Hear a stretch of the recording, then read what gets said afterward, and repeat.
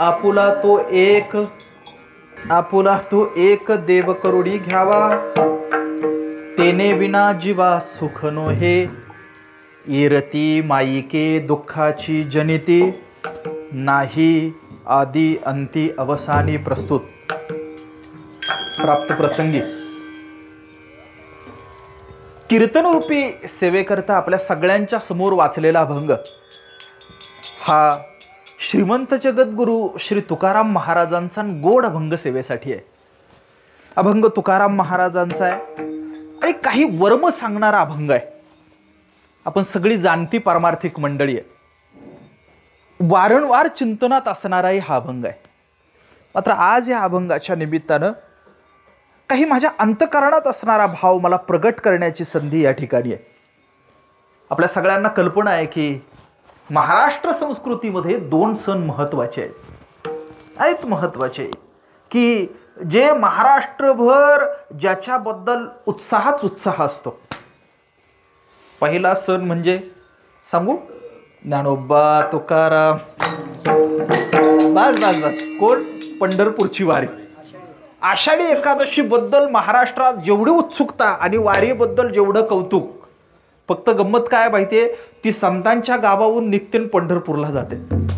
आणि दुसरा एक मोठा उत्सव जर कोणता असेल की जी महाराष्ट्राची ओळख आहे, तो म्हणजे गणेशोत्सव आहे. पंढरपूरची वारी कुठं असते? पंढरपूरची वारी कुठून सुरुवात झाली उत्सवाला? महाराष्ट्रातून. महाराष्ट्रामध्ये पंढरपूरच्या वारी जशी आहे तसा इतर कुठंच उत्सव नाही. महाराष्ट्र सोडला की उत्सवच नाही. असं नाचत जाऊ त्याच्या गावारी खेळूया, नाचत नाचत म्हातारं असतं, म्हातारं 80 वर्षाचं, घरी त्याला हात देऊन उठवावं लागतं. मात्र वारीत गेलं ना तर असं तरातरा चालत जातं. वारीची ताकद आहे. आणि दुसरा एक उत्सव आहे जो महाराष्ट्राचा आहे, आणि तो उत्सव म्हणजे गणेशोत्सव. आपण विचार करा, यांची सुरुवात महाराष्ट्रात. आणि गोष्ट अशी आहे की महाराष्ट्राचं गावनगाव या 2 देवांनी पुनीत केलेलं आहे. आणि आपलं भाग्य असं आहे की आपला हा सगळा परिसर जो आहे, हा परिसर या दोन्ही उत्सवांच्या दृष्टीनं पावन आहे. महाराज समोर आहेत आता. आणि आपल्या सगळ्यांना कल्पना आहे की आपण सगळी मंडळी पंढरपूरला पायी वारेनं निष्ठेनं जाणारी लोक आहे. म्हणून आपल्या सगळ्यांना अंतःकरणपूर्वक वंदन करतो. आणि आपल्या या चॅलेंज ग्रुपच्या वतीनं वेगवेगळे सांस्कृतिक उपक्रम गणेशोत्सवाच्या निमित्तानं राबवले जातात. आणि गणेशोत्सव असा समारोपाकडे येत असताना आज गणपती बाप्पाच्या उत्सवाच्या निमित्तानं ही सगळी तरुण कार्यकर्ता मंडळी सगळीच एकत्र आली फराकटेवाडीमधली, आणि सगळे एकत्र येऊन इथं हे हरिभजनाचा उत्सव करताय. मी या तरुण मंडळाला अत्यंत मनापासून धन्यवाद देतो. मी सांगू, आपल्याला, मी पण तरुण पोरगा आहे की नाही, सांगू किती काही झालं ना तरी पण ते असं वाजायला लागलं की हलायला लागतंच की नाही. होतं की नाही? होतं की नाही? पण सांगू तुम्हाला, म्हसोबाची जत्रा वेगळी असते आणि गणेशोत्सव वेगळा आहे. बरोबर की नाही? गणपती बाप्पा कशाची देवता आहे बोला? अकलीची. सोपं बोलायचं आपलं, बुद्धी बिद्धी लय मोठ्या लोकांचे शब्द. गणपती बाप्पा कशाची देवता? अकलीची देवता. आणि अक्कल असणाऱ्या देवतेसमोर कृती करताना अक्कलयुक्तच केली पाहिजे की नाही? नाहीतर गणपती बाप्पा बसलेले असतात आणि स्टेजवर कारभारी. नाही अहो, मी कुठे काय नाही म्हटलो, मी काही म्हटलो नाही. लक्षात घ्या, हा देव आहे की नाही, हा पाहतोय की नाही. मग हा पाहत असताना जर असं नाचणं गाणं तो पाहिल का नाही? काही लोकांना असं वाटतं की गणपती बाप्पा पाहणार नाही म्हणून ते खाली पत्ते खेळतात. मी बोलू, विनोद नाही सांगत मी कीर्तनकार आहे. कीर्तनकारानं बोलायचं नाही, मग कुणी बोलायचं? हे कुणी बोलायचं? बरोबर की नाही? आपण सगळ्यांनी निर्व्यसनाच्या दिशेनं गेलं पाहिजे. आपण सगळ्यांनी चुकीचा रस्ता नको. गणपती बाप्पा जी आहे ती गणपती बाप्पा ही बुद्धीची देवता आहे. कशाची देवता आहे? बुद्धीची देवता आहे. मात्र एक अडचण आहे. काय अडचण आहे? अडचण अशी आहे, गणेश महाराज आणि रोहित महाराज, अडचण अशी आहे, विठ्ठला विठ्ठला विठ्ठला.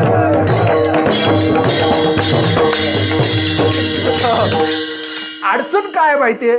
गणपती बाप्पा, मला खरं सांगा, आपण सुरुवात केली गणपती बाप्पाचा काय श्लोक म्हणायला सुरुवात केली. काय म्हणतो श्लोक? वक्रतुंड महाकाय सूर्यकोटी आपल्याकडे एखादं पाहुणं आला, गणपती बाप्पा पाहुणा आहे का नाही आपल्याकडं? समजा बाबा आपल्याकडं पाहुणा आला एखादा, आणि एखादं पाहुणं आलेलं असलं आणि ते जर शरीरानं असं भक्कम असलं, जाडजुडं, तर आपण त्याला म्हणतो का, ए जाड्या म्हणतो का? पण महाकाय म्हणजे काय? बरं जाऊ द्या.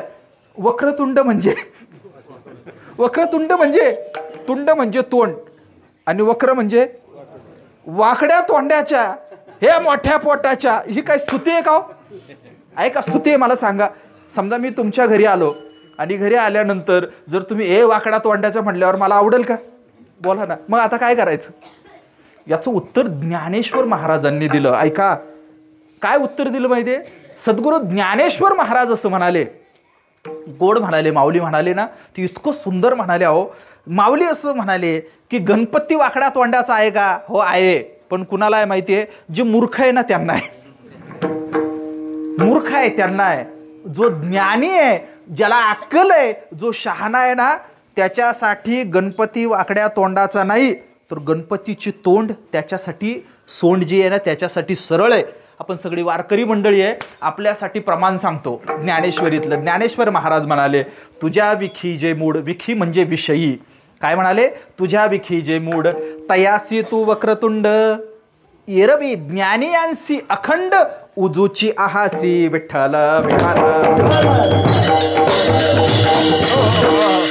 मोठे मोठे डोळे, मोठे मोठे कान असणारा, मोठं पोट असणारा असा हा गणपती बाप्पा आपल्याला खूप गोष्टी शिकवणार आहे. ही ती ज्ञानाची देवता आहे, ती बुद्धीची देवता आहे, ती कलेची देवता आहे. ती दारूची देवता नाही, ती पत्त्याची देवता नाही, ती डीजेची देवता. मग कशाची देवता आहे ती? ती देवता जी आहे त्या देवतेला अनुसरून ही पूजा आहे. कशाची पूजा आहे? गणपती बाप्पाची पूजा बांधण्यासाठीच आपण सगळी वारकरी मंडळी इतक्या प्रेमानं आणि निष्ठेनं आला. मला अभंगाकडे यायचंय, सुरुवात करतो. आपण सगळी मंडळी जरा लक्ष द्या. मला खरं सांगा, आपण जीवन जगत जातो की नाही? जीवन जगत जात असताना आपल्याला सर्वाधिक काय पाहिजे हो? देव पाहिजे का? नाही पाहिजे देव आपल्याला. आपल्याला आई वडील पण नकोय, आपल्याला पत्नी पण नकोय, आपल्याला मित्र पण नकोय. आपल्याला त्यांच्याकडून होणारे फायदे पाहिजे. ज्या दिवशी पप्पा फायदे देणं बंद करतं, त्या दिवशी पप्पा हे वाड्याच्या बाहेर लिंबाच्या झाडाखाली बाजीवर खोकत पडलेलं असतं. उपयोगिता संपली की पप्पा संपले. मी पुढे बोलू. आपल्याला अनेक नवरा बायको, जबाबदारीने ऐका बरं का, अनेक नवरा बायको सुद्धा नात्यातला रस कमी झाला की ते कुत्र्यांचे नाही का एकमेकांवर जशी भांडत सुटतात तशी भांडत सुटतात. आपल्याला मित्र म्हणून नको असतो, आपल्याला पिता म्हणून नको असतो, आपल्याला देव म्हणून नको असतो. आपल्याला हे सगळंचे सगळं कशासाठी पाहिजे असतं? तर त्यानं आनंद द्यावा, त्याच्याकडून फायदा व्हावा, त्यानं सुखी करावं म्हणून वाटत असतं. संपलं. तुम्ही कल्पना करा, आपला एक लई चांगला दोस्त असतो, लई चांगला, त्याच्याशिवाय आपल्याला जेवण जात नाही, खावणं जात नाही, काहीच जात नाही. मात्र कल्पना अशी होते की नंतर त्याचा कटाळा यायला लागतो आणि गडबड काय होते? आपण जिवलग वाटणाऱ्या त्या मित्राला सुद्धा सोडून देतो. मी पटणारं उदाहरण सांगू तुम्हाला. भजन करा, विठ्ठल विठ्ठल विठ्ठल.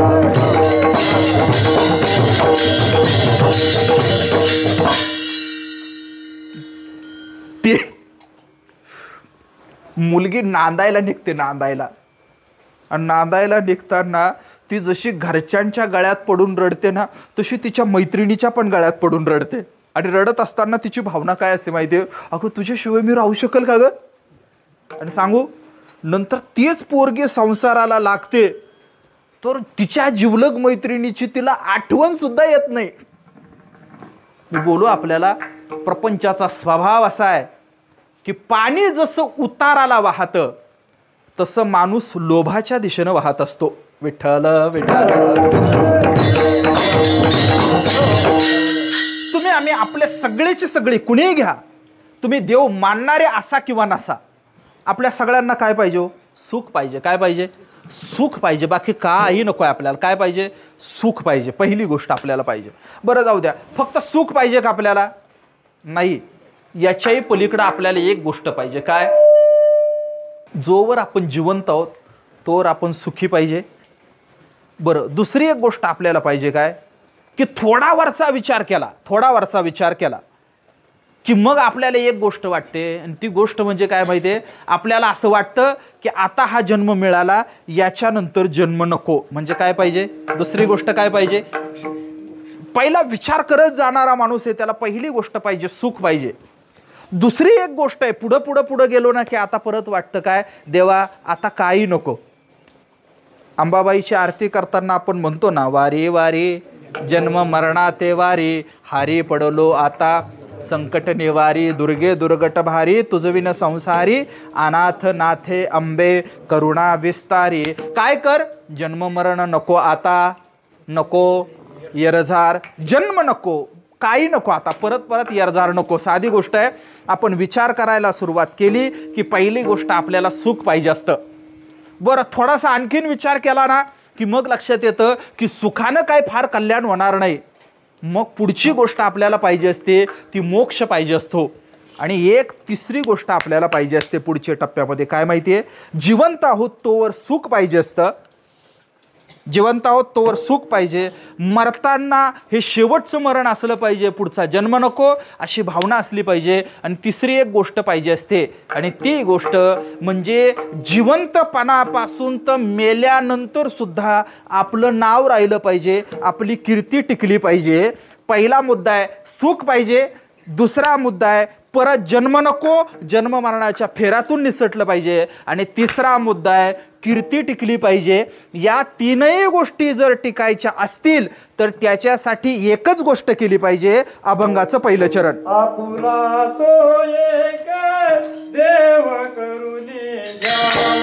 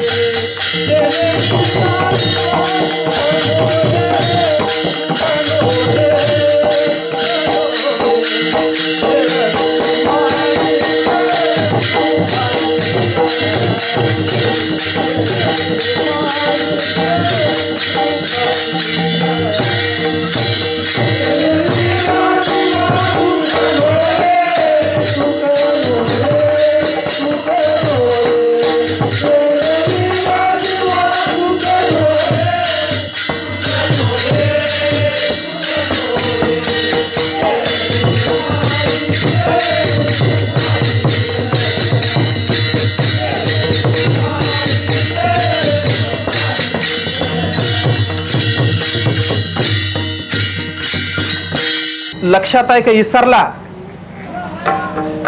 काय आहे? तीन गोष्टी पाहिजे. काय पाहिजे आपल्याला? देव माना किंवा मानू नका. काय पाहिजे? सुख पाहिजे एक. दुसरी गोष्ट पाहिजे, देव माना किंवा मानू नका बरं का, मुद्दा साधा चालला, स्वार्थी व्हा. काय पाहिजे? जन्माचंही दुःख आहे, मरणाचंही दुःख आहे, शंकाच नाही, सगळ्यांनी व्यक्त केलं ते. म्हणून काय? जन्माचंही दुःख नको, मरणाचंही दुःख नको. आणि तिसरी एक गोष्ट पाहिजे. काय? आपण सगळे स्वार्थी लोक आहेत. आपल्याला काय पाहिजे? सगळ्या ठिकाणी आपलं नाव झालं पाहिजे असं वाटतं की नाही आपल्याला? मला वाटतं बुवा, तुमचं माहिती नाही, तुम्ही सगळेचे सगळे परमहंस अवस्थेला पोहोचलेले महात्मे असाल कदाचित. आपल्याला वाटतंच आपलं नाव व्हावं, कीर्ती व्हावी असं वाटतं आपल्याला. मग साधी गोष्ट आहे, जर आपली कीर्ती व्हावी असं आपल्याला वाटत असेल मरणाचं दुःख जावं असं आपल्याला वाटत असेल आणि सुख मिळावं असं आपल्याला वाटत असेल, जोवर देहात आहे तोवर सुख मिळावं, देह पडला की परत जन्म नको, आणि देह आहे तेव्हापासून तर मेल्यानंतर कितीतरी वर्ष फक्त कीर्ती मिळावी अशी आपली अपेक्षाच असते. मात्र हे सगळ्याची सगळं करण्याचे आपण निवडलेले रस्ते आणि संतांनी सांगितलेले रस्ते निराळे आहे. आपण सुखाची तळमळ करत असताना प्रपंचाची सेवा करतो. मात्र तुकाराम महाराज म्हणाले, कितीही सेवा केली काहीही केलं तरी सुद्धा या संसारात काही सुख नाही. याचं कारण असं आहे की ज्यांच्यासाठी म्हणून आपण सेवा करतो त्यांनी ती सगळी मंडळी लबाड आणि चोर आहेत. हे मी नाही म्हणत, तुम्ही सगळीची सगळी माझ्याकडे पाहताय, लक्ष देताय. मला साधी एक गोष्ट सांगा, आपल्याकडे एखादं कुणीतरी मेलं आणि कल्पना अशी करा की आपणच मेलो. कल्पना करायला काय अडचण आहे, आणि ही कल्पना कधीतरी सत्यात उतरणार आहे, कधीतरी सत्यात ही उतरणारच आहे कल्पना. ही दुसऱ्याला कशाला मारायची वाट पाहिजे, आपणच कल्पना करा. आणि समजा आपण असं काय झालं, मेलो, आणि मेल्यानंतर आपल्याला सगळे घरातली लोक म्हणतील की यानं खूप कष्ट केलेत, याच्यामुळे याला 15 दिवस इथंच ठेवायचं. असं होईल का? असं होईल का नाही? लोक म्हणतील उचला उचला, घाई करा. आणि कोल्हापूर जिल्ह्यात तर जास्तच घाई आहे. आमच्याकडे नगर जिल्ह्यामध्ये अंत्यविधी ना हा 8-9 तासांनी होतो, पण इकडं आणलं की झालं की उचलायचं असतं.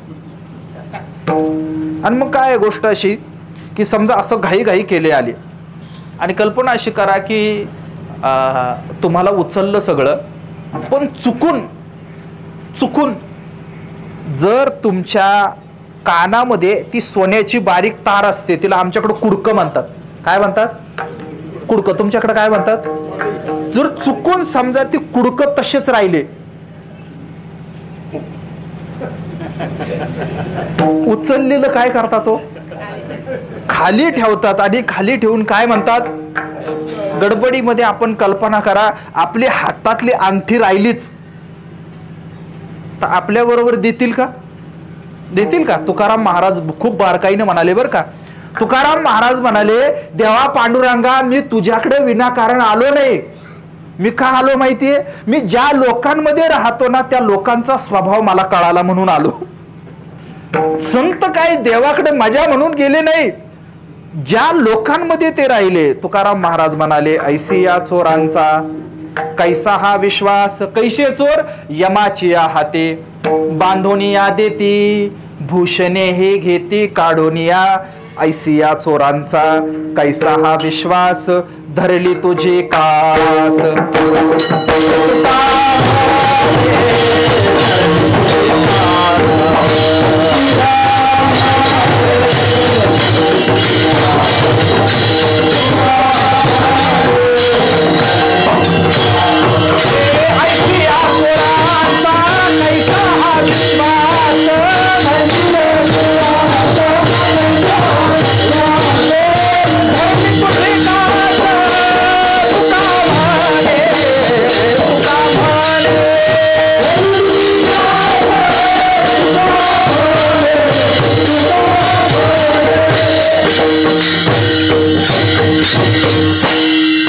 तुमच्या चेहऱ्यावर ज्या सुरकुत्या पडल्यात त्या भजन कीर्तन करून पडल्यात का? ती प्रपंचाची सेवा करून करून पडलेल्या आहेत. माय माऊल्यावर तुम्ही सगळ्या समोर बसल्यात. मी सांगू, मी तुमच्या मुलासारखा आहे, तुम्ही माझ्या सगळ्या आया आहे. मला प्रश्न आपल्याला असं विचारायचा आहे, आपण जन्माला माणूस म्हणून आलो की नाही? मी थोडासा साधा गावरान बोलणारा बाबा आहे बरं का, मला सांभाळून घ्या तुम्ही. आपण आयुष्यभर काय भाकऱ्या थापायला जन्माला आलो का? बोला ना. बरं सांगू आणखीन, आयुष्यभर कपडे धुणं, शेतात राबणं, भाकऱ्या करणं आणि लेकरांचे टिंब धुणं, अहो याच्यासाठी आपला जन्म आहे का? आपण सुखासाठी या सगळ्या गोष्टी करतो, मात्र या गोष्टी सुख देतात का? मी बोलू तुम्हाला, ज्या शेतात आपण राबतो ते शेत आपल्याला उत्पन्न देत नाही. ज्या गायीसाठी आपण राबतो त्या गायीचं दूध आणि त्याचा भाव आपल्याला व्यवस्थित मिळत नाही. ज्याच्यासाठी भाकऱ्या आपण थापतो ना तो म्हणतो पायातली चप्पल, अशी भावना असते. आणि ज्यांचे टिंब आपण धुतले ना ते आपलं म्हातारपण अधिक दुःखी करतात. अनेक म्हाताऱ्या बायांना जे आजारपण झालेले असतात ते शरीराने झालेले नसतात. अनेक म्हातारा आणि म्हातारेच्या दुःखाला कारणीभूत जर कोण असतील तर ती त्यांची पोरं असतात. विठ्ठल विठ्ठल.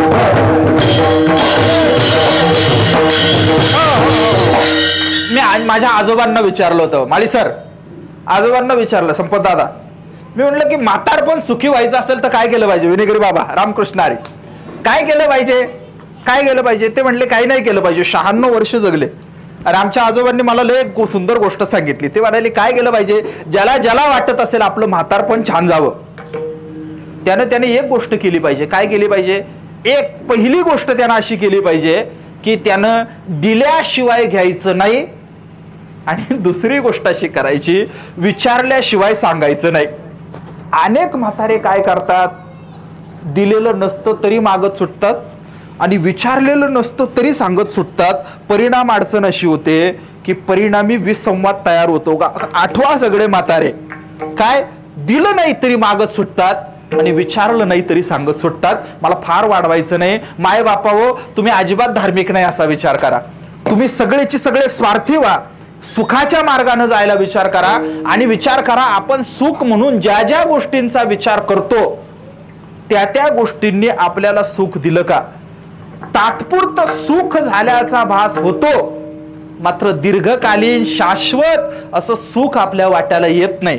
मी फार उदाहरणं सांगणार नाही, नाहीतर लय जिवारी लागतील उदाहरणं.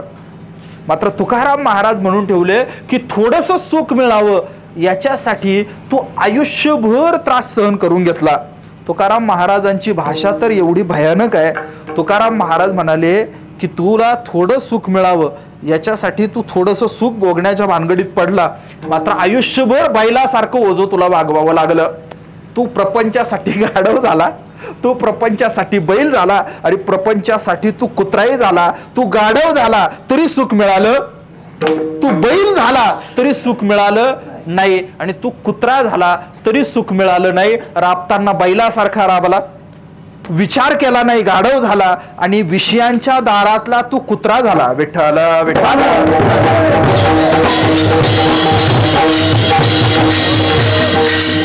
काय नेमकं बोलतात मी सांगू तुम्हाला. आपण सगळी वारकरी मंडळी मायबाप आहे, मला माफ करा बरं का तुम्ही. रोज तुकाराम महाराजांचा विचार करणारा आणि तुकाराम महाराजांच्या अभंगांची गाथेवर रोज विचार करणारा, रोज पठण करणारा आणि तुकाराम महाराजांवर प्रेम असणारा माणूस आहे ना, तो एवढाच स्पष्ट होईल बरं का दादा, इतका स्पष्ट होईल. तुकाराम महाराजांवर प्रेम करणारा, रोज गाथा वाचणारा माणूस फटकळ झाला नाही की समजावं काहीतरी गडबड झाली. विठ्ठल विठ्ठल. संत जागे करतात आपल्याला. काय करतात? सुखाचा विचार म्हणून आपण जे जे करतो, कीर्तीचा विचार म्हणून आपण जे जे करतो, मरण मोकळं व्हावं याच्यासाठी म्हणून आपण जे जे करतो, त्या सगळ्याच्या सगळ्या गोष्टी दुःखाच्या आहे. बरं मला सांगा, आपल्याला जास्त अक्कल होती का तुकाराम महाराजांना? काय असं काय करतात? तुम्हाला तुमच्यावर जास्त कॉन्फिडन्स आहे का तुकाराम महाराजांवर भरोसा नाही? काय नेमकं? यापैकी दोनच शक्यता आहे ना. मी लय वारेन, मी माझ्या तोंडाने कसं सांगू असं वाटतंय का? आपल्याला जास्त कळत होतं का तुकाराम महाराजांना? तुकाराम महाराजांना. बरं जाऊ द्या, आपल्याला जास्त अक्कल होती का तुकाराम महाराजांना होती? बरं, आपल्याकडे जास्त पैसे का तुकाराम महाराजांकडे होते? तुकाराम महाराजांकडे होते. म्हणजे आतापासून 350 वर्षांपूर्वी आता सोनं काय रुपये तोळे? आजचा भाव 1,000 बाबू, 1,06,900 रुपये आजचा भाव. आजचा भाव किती? 1,06,900 रुपये आजचा भाव. ज्यावेळी सोनं 15 रुपये तोळा होतं, किती? 15. त्यावेळी तुकाराम महाराजांची इस्टेट 16.5 लाख रुपये होती. किती म्हणतो मी? तुकाराम महाराज 1 तोळा सोनं घेतलं असं, 1 लाख तोळा सोनं तुकाराम महाराज घेऊ शकले असते, एवढे श्रीमंत. तुकाराम महाराज आपल्यापेक्षा ज्ञानी पण आहे. तुकाराम महाराज आपल्यापेक्षा श्रीमंत पण आहे. बरं, आपण सगळी गाणारी वाजवणारी मंडळी बसलोय, तुकाराम महाराज अधिक गुणवान होते का आपण अधिक गुणवान आहे? तुकाराम महाराज गुणवान, गायला वाजवायला अभंग रचना करायला म्हणायला तुकाराम महाराज गुणवान, ज्ञानी म्हणून तुकाराम महाराज ग्रेट. बरं, व्यवसाय म्हणून आपल्याला जास्त अनुभव का तुकाराम महाराजांना? पटवून देतो ना आपल्याला. आपला काय काय, एक व्यवसाय किंवा दोन व्यवसाय. पहिला व्यवसाय शेती आणि त्याच्या सोबत कोंबड्या पाळल्या. आपल्या व्यवसायाची मजल ही. आपला काय, आपला फार तर फार काय, कोंबड्या पाळणे, फार तर फार बकऱ्या शेळ्या, संपलं. गाई म्हशी संपलं. तुकाराम महाराजांकडे शेती आहे. काय शेती, व्यवसाय मोजा किती, एक. तुकाराम महाराजांकडे शेती आहे. दुसरी गोष्ट किराणा मालाचं दुकान आहे, 2. तिसरी गोष्ट सावकारकी आहे, 3. आणि चौथी गोष्ट महाजनकी आहे. महाजनकी म्हणजे ते नाही का, जिल्ह्याला एक साहेब असतो जो वजन माप काटे मोजतो आणि बाजारपेठ नीटनेटके आहे का नाही पाहतो.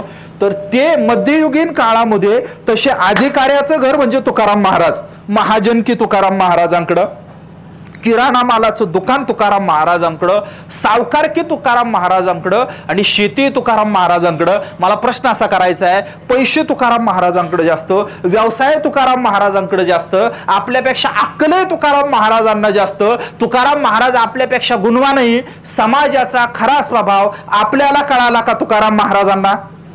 कुणाला कळाला? तुकाराम महाराजांना कळाला. संसाराचा स्वभाव कळाला. देवाच्या समोर गेले म्हणाले, देवा संसार तापे, तापलो मी देवा. शब्द ऐका बारकाईनं, आपण नेहमी म्हणतो प्रमाणे, संसार तापे तापलो मी देवा, करिता या सेवा कुटुंबाची, म्हणून तुझे आठवितो पाय. काय आठवतो पाय? तुकाराम महाराज आहे ना, ते नाही का आपल्याला कुणीतरी सांगितलं, चाल चाल काळूबाईला जाऊन येऊ का, निघतात बाया.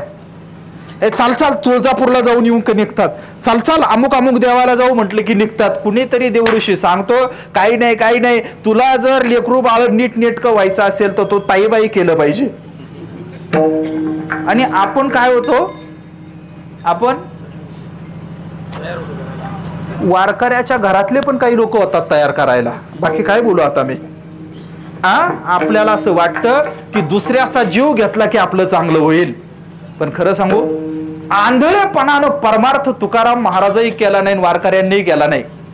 कोणताही वारकरी आहे ना, आंधळेपणानं परमार्थ नाही करत, लोभानं परमार्थ नाही करत, मोहानं परमार्थ नाही करत. गोष्ट साधी सरळ सोपी अशी आहे की आपण विचार जर करत गेलो तर तुकाराम महाराज आपल्यापेक्षा हुशार, ज्ञानी, सर्व पातळ्यांवर ग्रेस्ट विचार करणारे. ते म्हणतात देवाकडे गेलं पाहिजे. त्यांनी खूप आयुष्यात टक्के टोनपे खाल्ले होते आणि त्यांच्या लक्षात आलं होतं की देव वगळता इतर कोणताही आधार नाही. इतर कुणी घेतलं आणि काही विचार केला तरी सुद्धा तो दुःखालाच कारणीभूत ठरेल. अभंगाचं दुसरं चरण.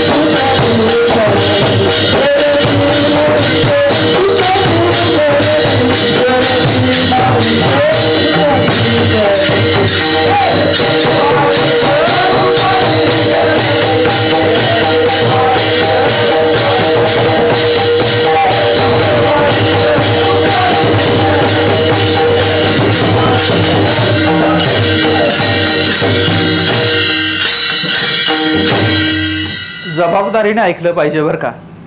तुकाराम महाराज म्हणाले, येरते माईके दुःखाची जनिते, नाही आदी अंती अवसाने. इतर सगळ्या गोष्टींचा विचार करा, त्यातून दुःखच निर्माण होतं असं तुकाराम महाराजांचं म्हणणं आहे.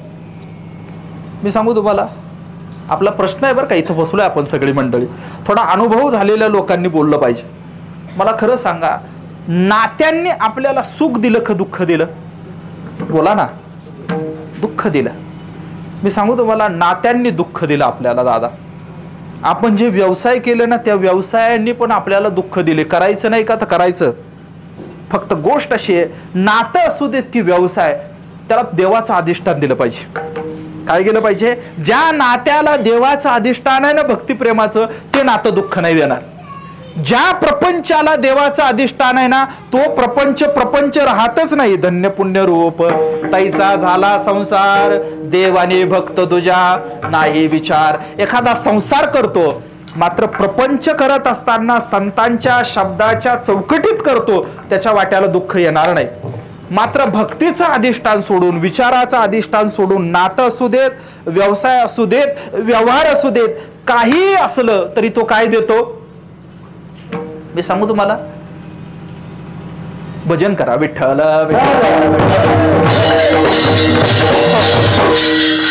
आपण भक्ती जरी भक्तीचं अधिष्ठान सोडून केली तरी दुःख मिळेल. आता अवघड झालं हे. रावण भक्त होता की नाही? होता की नाही? रावण भक्त होता. तो भक्त होता, त्यानं भक्ती केली, मात्र भक्तीची नीतिमत्ता सोडून भक्ती केली. भक्तीची नीतिमत्ता सोडून तुम्ही भक्ती जरी केली तरी ती भक्ती सुद्धा दुःख देईल. एखाद्यानं भजन केलं पोटासाठी, गंध टोपी माळ, गंध टोपी माळ, देवाचे गबाळ चालवी ओंगाळ पोटासाठी. तुकाराम महाराज म्हणाले, एकानं गंध लावला. कशासाठी लावला? काही नाही, सप्ताहात पंक्तीत चांगलं जेवायला मिळतं म्हणून. माळ घातली मोठी का? लोक सज्जन समजतात म्हणून. तुकाराम महाराज म्हणाले, हे देवाचं गबाळ घेऊन चालला, हा ओंगाळ आहे. भक्ती सुद्धा केली पाहिजे ना, तर ती सुद्धा भक्तीची नीतिमत्ता जपून केली पाहिजे. नाहीतर नीतिमत्ता नसणारी भक्ती सुद्धा दुःख देईल. संपलं. मला फार वाढवायचं नाही विचार साधा सरळ सोपा असा आहे की तुम्ही जे काही करत असाल ते भक्तीचं अधिष्ठान ठेवून केलं पाहिजे. नाहीतर नाही करायचं. करू नका. येरती माईके दुःखाची जनिते. त्यातून काय निर्माण होतं? फक्त आणि फक्त दुःखच निर्माण होतं. आणि किती दुःख होतं? आदी अंती अवसाने. अगोदरही दुःख, शेवटी दुःख, आणि मध्येही दुःखच दुःख. मग या सगळ्यामध्ये जर सुखाचा रस्ता जर आपल्याला पाहिजे असेल तर त्याच्यासाठी एकच गोष्ट केली पाहिजे, आणि ती गोष्ट म्हणजे देवाच्या रस्त्याने गेलं पाहिजे. विठ्ठल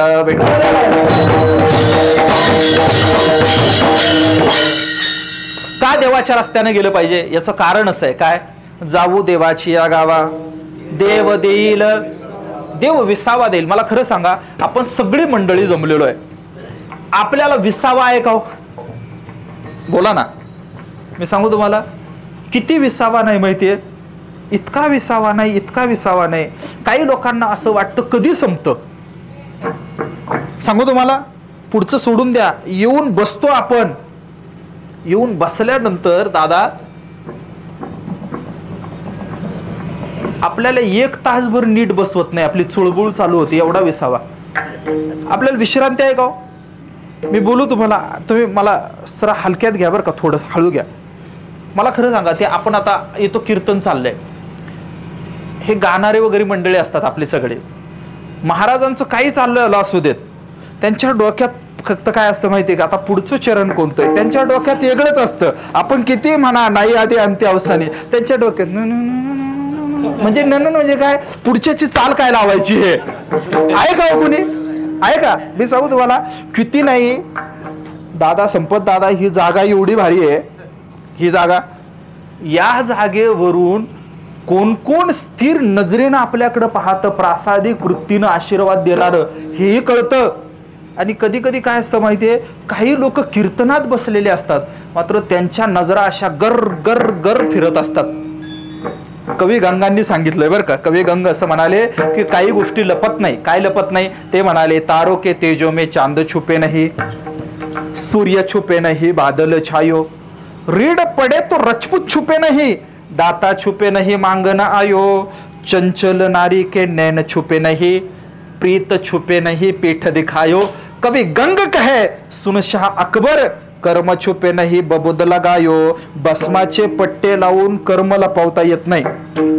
गोष्ट अशी असते, असं फिरत असतं ते. आता कीर्तनात कधी कधी काही राजकीय लोक येतात आणि आलं पाहिजे का, आलं पाहिजे, काहीच अडचण नाही, काही अडचण नाही, यावं, काहीच आपलं म्हणणंच नाही. सगळ्यांनी आलं पाहिजे कीर्तनात, सगळ्यांना यायचा अधिकार आहे. मात्र गोष्ट अशी आहे, येत असताना, कुणी येत असताना साधं भाविक म्हणून आलं पाहिजे.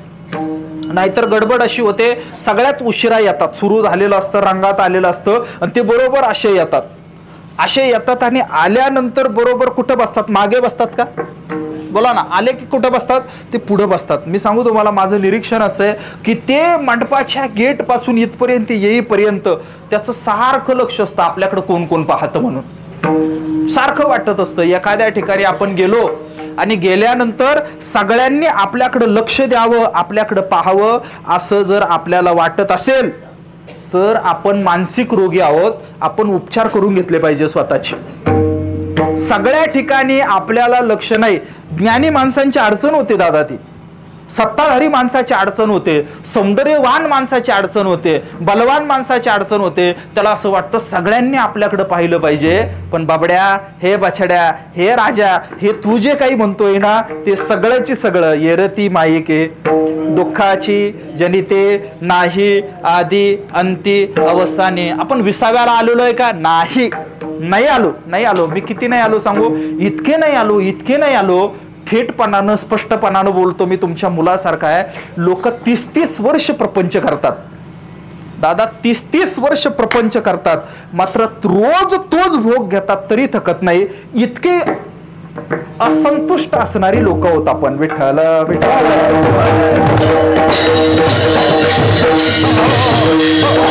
विसावा आहे का?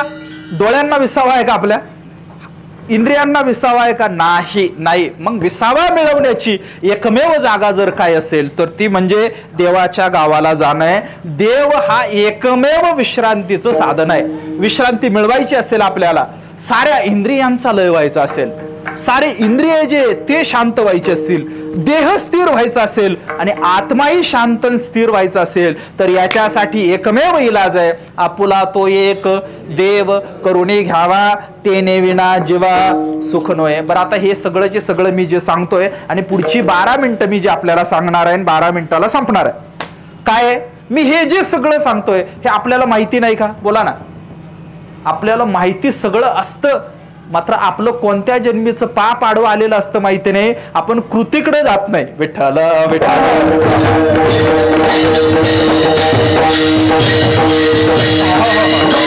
ते एका जणानं कीर्तनात ऐकलं. काय ऐकलं कीर्तनात? काही नाही, त्यानं ऐकलं प्रवचन. तो म्हटला की देव जो आहे ना, देव तो मागे पुढे उभा राहे सांभाळीत. काही नाही झालं गंमत अशी. त्यानं कधीतरी कीर्तनात असं ऐकलेलं होतं आणि तो लाकूड तोडायचा धंदा करायचा. काय करायचा? जंगलात जायचं, लाकडं तोडायची. गेला लाकडं तोडायला आणि एक दिवस प्रकार असा झाला की त्यानं एक लांडगं पाहिलं. काय पाहिला? लांडगा. तुमच्या लांडगा ऐकण्यात हा लांडगा पाहिला आणि नेमकं त्या लांडग्याला पुढचे 2 पायच नव्हते. बापरे, पुढचे 2 पायच नाही. त्या लांडग्याला 2 पाय नाही. यानं पाहिलं आणि याला प्रश्न असा पडला की अरे, हा लांडगा, याला पुढचे 2 पाय नाही, मग हा जगत कसा असेल?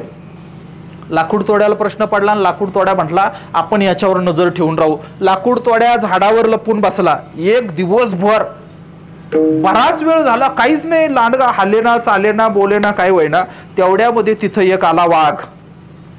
आणि तो वाघ आला आणि वाघ आल्यानंतर वाघानं काय केलं माहितीये?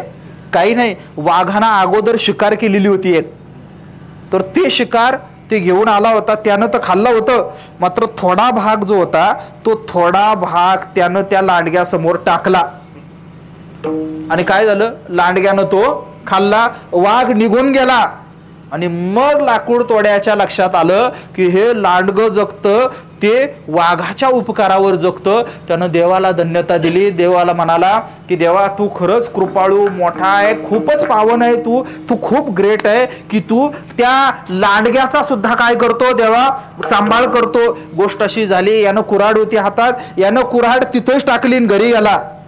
तो म्हटला जर ते हातपाय नसणाऱ्या लांडग्याला जर देव खाऊ पिऊ घालत असेल तर मला काय नाही घालणार. गेलं घरी गेलं. 1 दिवस झाला, 2 दिवस झाले, 3 दिवस झाले, दादा कुणी आलं नाही विचारायला सुद्धा. शेवटी 4-10 दिवसानं ते मरायला टेकलं आणि आता मरणार तेवढ्यात देव प्रकट झाला. काय झाला? देव प्रकट झाला आणि ते म्हणाला देवा अरे आता आला का तू? आता मी मरणार बाबा 2 मिनिटात, तू अगोदर आता आला. देवा तुला हातपाय त्या नसणाऱ्या लांडग्याला तू सांभाळतो आणि मला एवढं उपाशी ठेवलं का? ते म्हणाले, देव म्हणाला की खरं तर मला काय तुला भेटायला यायची इच्छाच नव्हती, पण मी म्हटलं की चला जाऊ. मी आलो भेटायला तुला. तू काय पाहिलं? ते म्हटलं काही नाही देवा, मी 2 प्राणी पाहिले, एक मी वाघ पाहिला आणि एक लांडगा पाहिला आणि त्या लांडग्याला हातपाय नव्हते आणि तो वाघ आला आणि तो काय केलं की त्यानं काही तुकडा शिकार काही त्या लांडग्याला दिली आणि लांडगा त्याच्यावर जगला. देव म्हणाला बाबा तू काय केलं? तू लांडग्याकडून प्रेरणा घेतली. तुझी चूक काय झाली पाहिजे? तू प्रेरणा घ्यायला पाहिजे होती, मात्र तू प्रेरणा वाघाकडून घ्यायला पाहिजे होती. विठ्ठल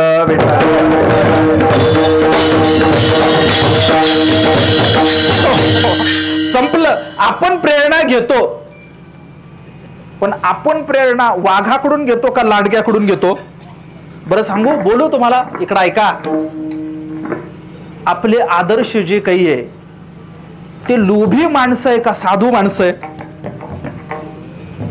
इथं बसलेले सगळे लोक आहे ना, आपल्या सगळ्यांचे आदर्श लोभी माणसं आहेत.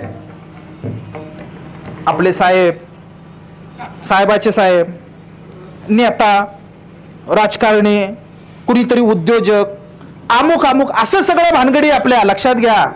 मी सांगू तुम्हाला, कुणी तुकाराम महाराजांना प्रेरणा ठेवून जर जीवन जगत असेल ना, तर मला असं वाटतं की त्यानं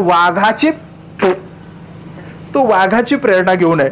आणि कुणीतरी काय आहे, आपण सगळे बसलेलो आहे. दादा मी सांगू तुम्हाला, साधूकडून प्रेरणा घेऊन जीवन जगणं यानं आयुष्याचं सोनं होतं आणि लांडग्याकडून प्रेरणा घेऊन जीवन जगणं म्हणजे काय होतं त्याचं? त्या लाकूड तोड्याची जशी अवस्था झाली ना तशी अवस्था होते. जीवनात चांगला विचार समोर असतोच, फक्त एक गोष्ट केली पाहिजे आणि ती गोष्ट म्हणजे आपल्याला तो शाश्वत विचार निवडता आला पाहिजे. आपण प्रपंचात वेड होण्यापेक्षा लावी मना पेसे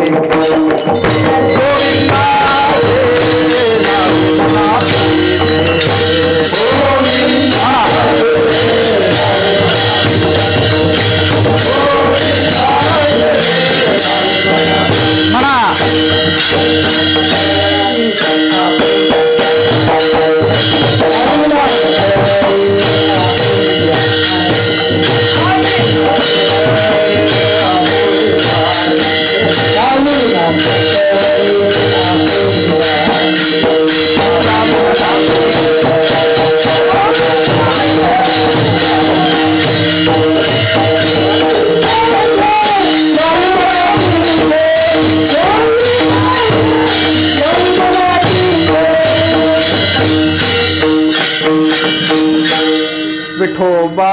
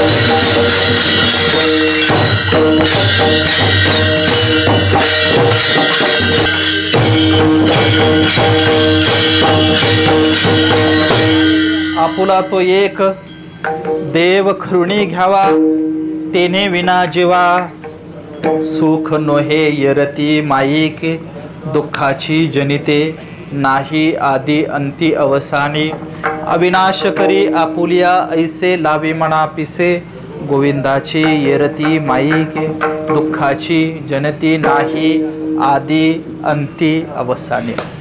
अभंग तुकाराम महाराजांचा आहे आणि तुकाराम महाराजांचा हा भाव आपल्या सगळ्यांपर्यंत जावा याच्यासाठी प्रयत्न मी नियोजित वेळेमध्ये केला. अभंगाच्या शेवटाकडे येतात महाराज. ऐका, संपला आता, संपलं, 5 मिनिटं राहिले. महाराजांनी खूप नेमका मुद्दा मांडला.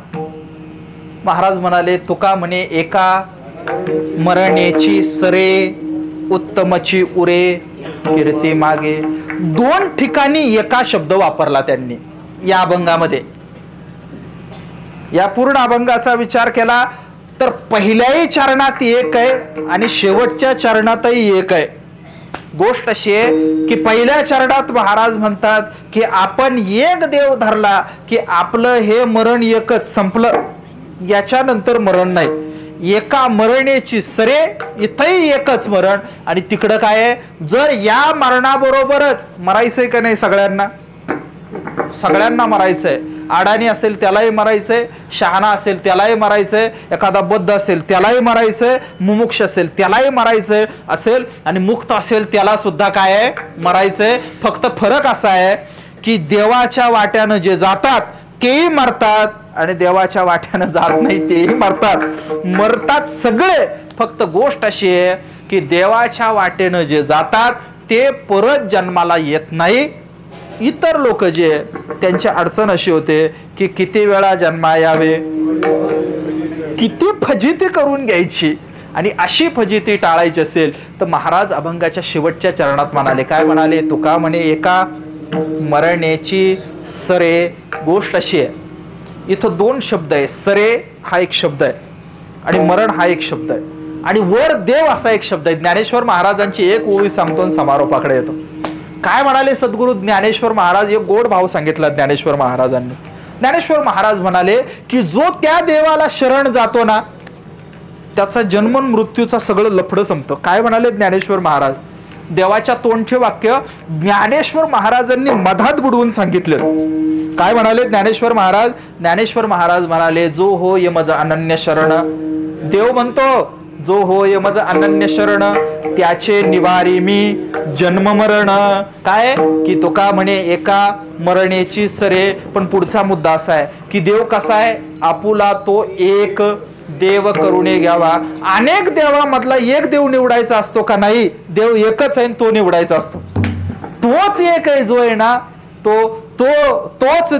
तोच देव पंढरपूर मध्ये उभा आहे पांडुरंग, आणि तोच देव एका वेगळ्या रूपामध्ये गेली 10 दिवस झाले आपल्या फराकटेवाडीमध्ये. आणि कसा आहे उभा, तो असा आहे. ज्ञानेश्वर महाराज म्हणून तर म्हणाले, ओम नमो जी आद्या वेद प्रतिपाद्या, जय जय स्वसंवेद्या आत्मरूपा, देवा तूची गणेशू. संपलं, मला फार वाढवायचं नाही.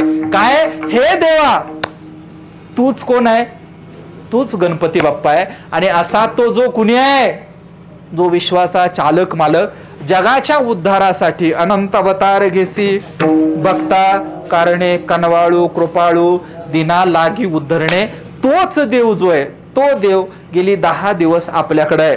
त्याच्यामुळं त्याला काय करून घेतलं पाहिजे, त्याला आपलं करून घेतलं पाहिजे. काय करून घेतलं पाहिजे, तो येऊन दारात उभा राहिला, मात्र त्याला आपलं करून घेणं हा आपला पुरुषार्थ आहे. आणि हा पुरुषार्थ आपण सगळ्या मंडळींनी करावा. यानं काय होईल मी सांगू, तुम्ही व्यवस्थित पारमार्थिक असाल ना तर तुम्हाला पैसे सुद्धा कमी पडत नाही, हा माझा विश्वास आहे. नीट पारमार्थिक जर तुम्ही असाल, तुम्ही जर लबाड नसाल, तुम्ही जर डोंगी नसाल, तर तुम्हाला प्रपंचात सुद्धा भरगच्च यश मिळतं, काही कमी पडत नाही. मी सांगू, भगवत भक्ताला अडचणी येत नाही, अडचणीच येत नाही. देव काय करतो, देव संकटाच्या काळात उभं राहतो. फक्त आपण त्यानं आपल्या संकटाच्या काळात उभं राहावं म्हणून सातत्यानं त्याचं चिंतन केलं पाहिजे, त्याला आपलं करून घेतलं पाहिजे. ज्ञानेश्वर महाराजांनी पापी माणसाची व्याख्या केली आणि पापी माणसाची व्याख्या करून काय म्हणाले माहिती, आपल्याला पाठ असणारं प्रमाण आहे. सांगू का? प्रमाण असं आहे, महाराज असं म्हणाले, नामासी विनमुख.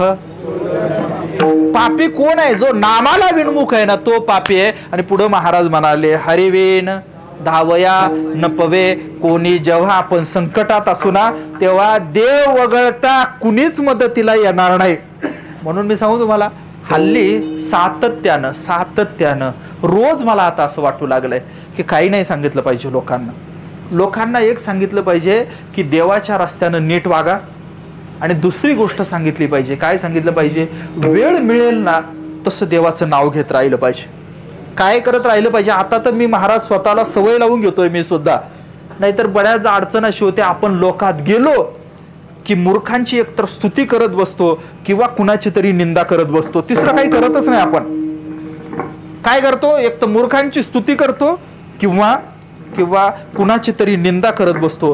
त्याच्यापेक्षा शांत बसलं पाहिजे आणि शांत बसून जिथं जिथं वेळ मिळेल, जसा वेळ मिळेल, जसा रिकामा वेळ असेल तसं म्हणत राहिलं पाहिजे. काय म्हणत राहिलं पाहिजे, रामकृष्ण हरी विठ्ठल केशवा, रामकृष्ण हरी विठ्ठल केशवा, रामकृष्ण हरी विठ्ठल केशवा, रामकृष्ण हरी विठ्ठल केशवा, रामकृष्ण हरी विठ्ठल केशवा, रामकृष्ण हरी विठ्ठल केशवा, रामकृष्ण हरी विठ्ठल केशवा म्हणत राहावं. रामकृष्ण हरी, रामकृष्ण हरी, रामकृष्ण हरी, रामकृष्ण हरी, रामकृष्ण हरी, रामकृष्ण हरी, रामकृष्ण हरी, रामकृष्ण हरी, रामकृष्ण हरी, रामकृष्ण हरी, रामकृष्ण हरी, रामकृष्ण हरी, बाकी काही नाही करू नये. का? याचं कारण असं आहे की आपण पाहिलंय, आपण विचार केलाय, आपण समजून घेतलंय. आपल्याला सुखी जर व्हायचं असेल, खरं सुख आपल्याला हवं असेल, आपल्याला या जन्म मरणाच्या दुःखातून दूर जायचं असेल, आणि आपल्याला जर उत्तम कीर्ती जरी कमवायची असेल, तर या सगळ्या गोष्टींसाठी एकमेव गोष्ट म्हणजे काय आहे, तर तो म्हणजे आपुला तो एक देव करुणी घ्यावा, तेने विना जीवा. देव आपला करून घ्यावा. देव आपला झाला की जीवाला सुख मिळतं. सद्गुरु तुकोबाराय महाराजांनी हाच विचार या अभंगामध्ये मांडला. विठ्ठल विठ्ठल. संपलं कीर्तन, संपलं कीर्तन, संपलं. आता समारोपाकडे येणार. संपलं, 2 मिनिटात संपवणार. मला आनंद या गोष्टीचा आहे, काय माहितीये, हे सगळेची सगळं मी जे काय आपल्याला पोपटासारखं सांगतोय, मी विचार असा करतो की ही संधी मला या गणेशोत्सव मंडळानं दिली. दादा, माझ्या अंतःकरणातल्या आत्ताची भावना अशी सांगतो, मी हरिभजनामध्ये आणि हरिकथेमध्ये कुणाचंही नाव घेणं टाळतोच, आणि त्याचे परिणाम पण आता मला भोगावे लागत आहेत. आम्ही सार्वजनिक कार्यक्रमामध्ये कुणाचं तरी नाव घेतलं नाही म्हणून काही लोक माझ्यावर नाराज झाली. मला काही अडचण नाही, त्याची काही अडचण नाही आपल्याला. पण मी सांगू तुम्हाला, इथं जी सगळी तरुण पोरं असतील ना, त्यांचं खूप मनापासून कौतुक आपण सगळ्यांनी मिळून केलं पाहिजे. मी कौलग्यावरून इथपर्यंत आलो असेल तर प्रत्येक गावामध्ये मला असंच भजन कीर्तन चालू असलेलं दिसलं असेल का? मग काय दिसलं असेल? काय लेझर लाईट दिसले मला काय दिसले? डीजेचे आवाज दिसले. मी उत्सवाच्या विरोधात नाही बरं का. नाचलं पाहिजे का नाचलंच पाहिजे, काय अडचण नाही. गायलं पाहिजे का गायलंच पाहिजे. मात्र गोष्ट अशी आहे की नाचलं पाहिजे दादा, पण पिऊनच नाचलं पाहिजे का? गरज आहे. मी सांगू, तरुण पोरं जेव्हा अशा पद्धतीने कृती करतात ना, आपल्या सगळ्या ज्येष्ठ मंडळींनी त्यांना भरभरून आशीर्वाद दिले पाहिजे की नाही, काय वाटतं? आणि आपण सगळी तरुण मंडळी, सगळंच गणेशोत्सव जे काही काम करणारी सगळी तरुण पोरं आहेत, त्या सगळ्या पोरांना मी खूप अंतःकरणापासून या सगळ्यासाठी शुभेच्छा देतो. जेव्हा तरुण संयोजक पोरं असतात त्यावेळेस मला माहिती आहे की आपल्याला कीर्तन करताना जड जातो थोडं. त्यांना ठाऊकच नसतं काय करायचं, कसं करायचं. त्यांना माहिती नसतं नेमकं कोणाला बोलवायचं, काय करायचं, काही कळत नसतं. मात्र तरी सुद्धा तिथं का जायचं असतं, याचं कारण असं आहे की कल्याण होण्याच्या सर्वाधिक शक्यता तरुणपणामध्ये आहे. म्हातारे माणसं नीट बसतात, नीट ऐकतात, मात्र नीट कृती करत नाही. माझं निरीक्षण सांगतो, नीट ऐकतात, बसतात, संपलं. पण कृती करण्यासाठी लागणारी शारीरिक ताकद असते का त्यांच्या ठिकाणी? मला माफ करा, वयोवृद्ध माणसांचा मी अनादर करतो असं नाही, मात्र जितक्या लवकर आपल्याला परमार्थाची अक्कल येईल तितक्या लवकर आपलं आयुष्य सोपं होत जाईल. एकदा हे वाढतच चाललं गाड्याला, विठ्ठल विठ्ठल. ते एकदा अकबर बादशाला महाराज, एकदा अकबर बादशानं बिरबलाला ते दरबारात प्रश्न विचारला, सांगा रे 27 + 9 बरोबर किती? 27 + 9 बरोबर किती? 27 + 9 बरोबर किती?